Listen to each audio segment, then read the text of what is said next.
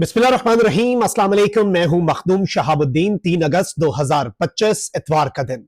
नाज़रीन कराम, इस वक्त मकबूजा वादी में नरेंद्र मोदी को लेने के देने पड़ गए हैं। पहले ऑपरेशन महादेव लॉन्च किया गया, फिर ऑपरेशन शिव शक्ति, और उसके बाद अब एक और ऑपरेशन लॉन्च किया गया है। तो वहीं दूसरी जानिब मकबूजा वादी के अवाम जो गयूर कश्मीरी हैं, जो आजादी चाहते हैं, वो उठ खड़े हुए हैं और किस तरह से अगले 2 दिन भारतीय फौज के लिए एक बहुत बड़ा चैलेंज उभरने जा रहा है। और पाकिस्तान के हवाले से भी कुछ बड़ी अहम तरीन डेवलपमेंट्स हैं और मकबूजा कश्मीर के ऊपर अगले 48 घंटे हमें नजर रखनी होगी। 5 अगस्त का दिन आर्टिकल 370 जो भारतीय आईन का एक आर्टिकल था, उसे रिवोक किया गया। यह वो दिन है जब मकबूजा वादी का खुसूसी स्टेटस जो है वो तब्दील किया गया। उस दिन से लेकर आज के दिन तक इस पूरे खित्ते की डेमोग्राफी को चेंज करने की नरेंद्र मोदी कोशिश कर रहा है और वहां की अवाम इसके खिलाफ रेजिस्टेंस दिखा रहे हैं। और जो ह्यूमन राइट्स की वायलेशंस है वो पूरी दुनिया देख चुकी है कि मकबूजा वादी में हो रही हैं।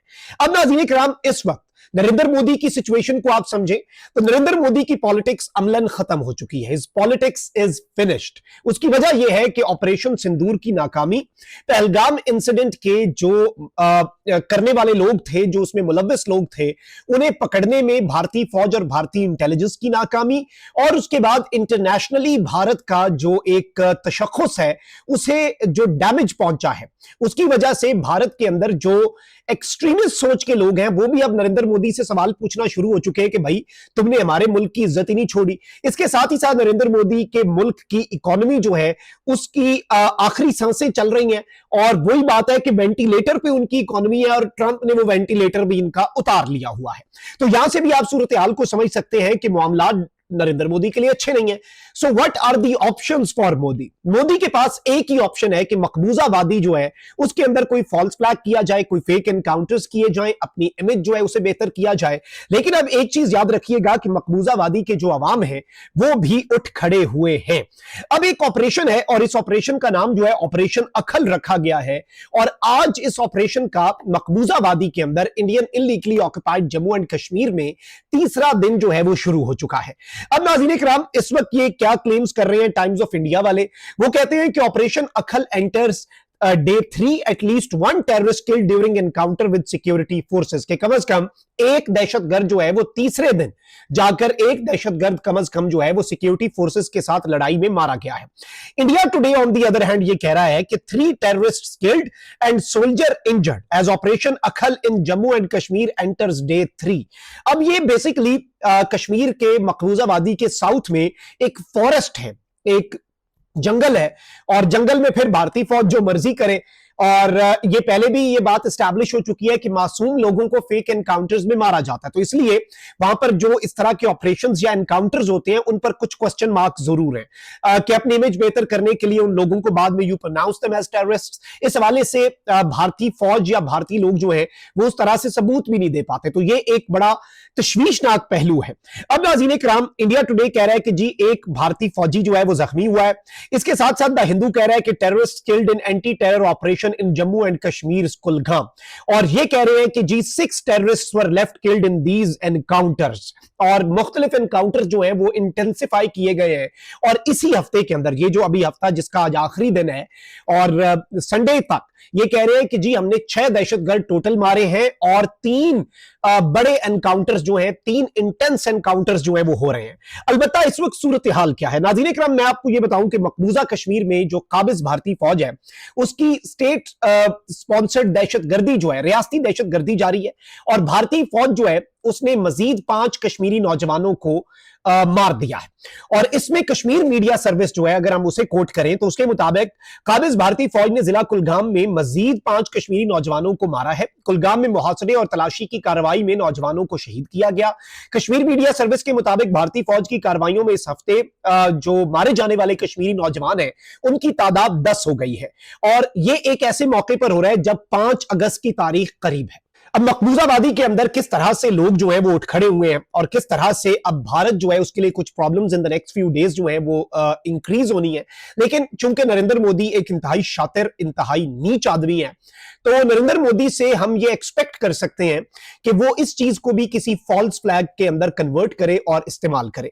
अब कुल जमाती हुर्रियत कॉन्फ्रेंस जो है, ऑल पार्टीज हुर्रियत कॉन्फ्रेंस, उसने 5 अगस्त को मकबूजा कश्मीर में हड़ताल की कॉल दे दी है।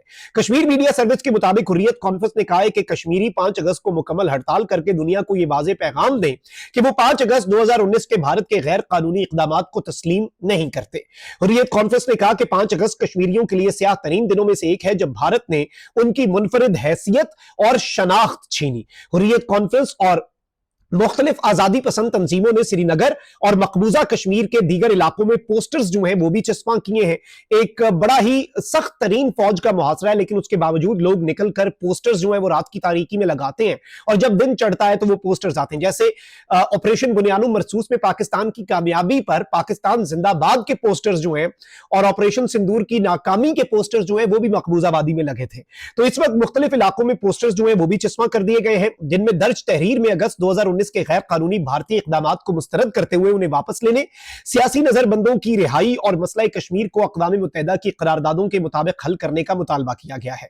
अब नाज़रीन इकराम, सूरत हाल क्या है देखिए। पाकिस्तान के हवाले से मैं आपको एक खबर दे रहा हूं कि पाकिस्तान भारत के ऊपर एक बहुत बड़ी स्ट्राइक करने जा रहा है और यह स्ट्राइक काइनेटिक नहीं, यह स्ट्राइक मिसाइल या कोई शॉट्स या कोई बम फायर नहीं होगा। इसमें इंटरनेशनल आइसोलेशन होगी भारत के लिए, मजीद आलमी तन्हाई होगी और पाकिस्तान भारत को एक स्टेट स्पॉन्सर ऑफ टेररिज्म और रियासती सरपरस्ती में दहशतगर्दी और इसके साथ ही साथ मकबूजाबादी के हवाले से कुछ बहुत बड़ी अपडेट्स आने जा रही हैं। और आपको पता है कि नरेंद्र मोदी तो कहता है कि भाई इस मामले के अंदर हम किसी तीसरे फरीक की इन्वॉल्वमेंट नहीं लेंगे, बट यूएस जो है उसके प्रेसिडेंट भी ये कह चुके हैं कि भाई इस मामले के अंदर हम अपना किरदार अदा करेंगे। तो पाकिस्तान तो उस तरफ को जा रहा है और नरेंद्र मोदी इस सब में सवाल ये पैदा होता है कि 5 अगस्त की हड़ताल की आड़ में कोई बहुत बड़ा फॉल्स फ्लैग जो है वो अपनी फौज के ऊपर करके पाकिस्तान के ऊपर स्ट्राइक की तैयारी कर रहा है क्या नरेंद्र मोदी। इस हवाले से इंटेलिजेंस सोर्सेज ये कहते हैं कि बिल्कुल नरेंद्र मोदी से कुछ भी एक्सपेक्ट किया जा सकता है। पाकिस्तान की अफवाज और पाकिस्तान की जो इंटेलिजेंस एजेंसीज हैं उनके अलावा पाकिस्तान एयरफोर्स, जिसका रोल पाक भारत जंग में सबसे ज्यादा इंपॉर्टेंट हो जाता है, पाकिस्तान एयरफोर्स इस वक्त मुकम्मल तौर पे तैयार है। क्योंकि भारत कहता है कि जी सिंदूर ऑपरेशन तैयार जारी है, अभी पॉज हुआ है, दोबारा से रिज्यूम हो जाएगा, इट इज नॉट एंडेड। तो भाई हमारा मार्का हक जो है वो भी जारी है। तो इस सब के अंदर एक तरफ तो अब भारत को मकबूजाबादी के अंदर से बहुत ज्यादा प्रॉब्लम्स जो है वो फेस करनी पड़ेंगी और ये जो हड़ताल आ रही है और इस वक्त सूरत हाल जो है, जो आम मासूम कश्मीरी नौजवान है, कश्मीर मीडिया सर्विस का ये क्लेम है कि जी ये जो जिन लोगों को टेररिस्ट कह रहे हैं ये दरअसल आम कश्मीरी नौजवान है और ये सिर्फ और सिर्फ अपनी इमेज बेहतर करने के लिए और एक फॉल्स फ्लैग की बुनियाद बनाने के लिए ये एक हफ्ते के अंदर 3 बड़े एनकाउंटर्स जो हैं वो इंडियन आर्मी की तरफ से किए गए हैं। तो ये मामला जो है मैं समझता हूं, देखिए हम तो जजमेंट नहीं दे सकते ना, लेकिन हम दोनों साइड्स का जो रुख है और दोनों साइड्स का जो वर्जन है वो आपके सामने जरूर रख सकते हैं।